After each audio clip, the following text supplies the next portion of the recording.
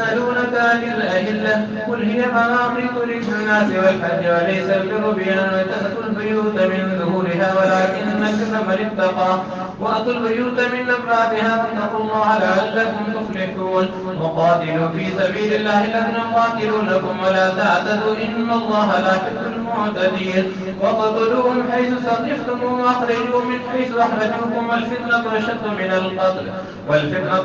القتل ولا تقاتلوهم عند المسجد الحرام حتى يقاتلوكم فيه فإن قاتلوكم فاقتلوهم كذلك جزاء الكافرين فإن انتهوا فإن الله غفور رحيم وقاتلوا حتى لا تكون فتنة ويكون الدين لله فإن انتهوا فلا عدوان إلا على الظالمين الشهر الحرام بالشهر الحرام والحرمات قصاص فمن اعتدى عليكم فاعتدوا عليه بمثل ما اعتدى عليكم واتقوا الله واعلموا أن الله مع المتقين وأنفقوا في سبيل الله لا تلقوا بأيديكم إلى التهلكة واصلوا إن الله يحب المحسنين وأتموا الحج العمرة لله فإن أحصرتم فما استيسر من الهدي ولا تحلقوا رؤوسكم حتى يبلغ الحج محله فمن كان منكم مريضا أو به أذى من رأسه ففدية من صيام أو صدقة أو نسك فإذا أمنتم فمن تمتع بالعمرة إلى الحج فما استيسر من الهدي فمن لم يجد فصيام 3 أيام في الحج و7 إذا رجعتم تلك عشرة كاملة ذلك لمن لم يكن أهل حاضر المسجد الحرام اتقوا الله واعلموا أن الله شديد العقاب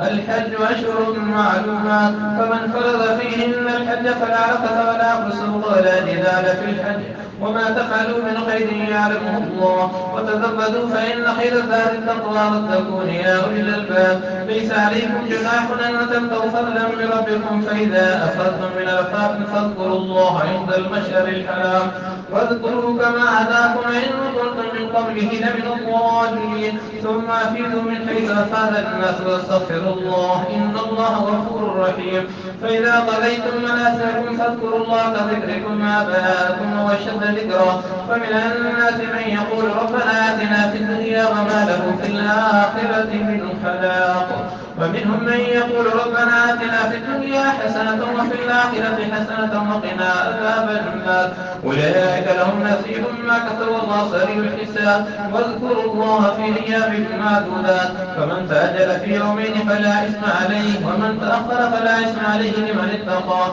واتقوا الله واعلموا أنكم إليه تحشرون ومن الناس من يعجبك قوله في الحياة الدنيا يشهد الله على ما في قلبه ورد الحساب وإذا تولى سعى في التي يفسد فيها ويدرك الحس والنسل والله لا يحب الفساد وإذا قيل له اتق الله أخذته العزة بالإثم فحسبه جهنم ولبئس المهاد ومن الناس من يشري نفسه ابتغاء مرضات الله والله رؤوف بالعباد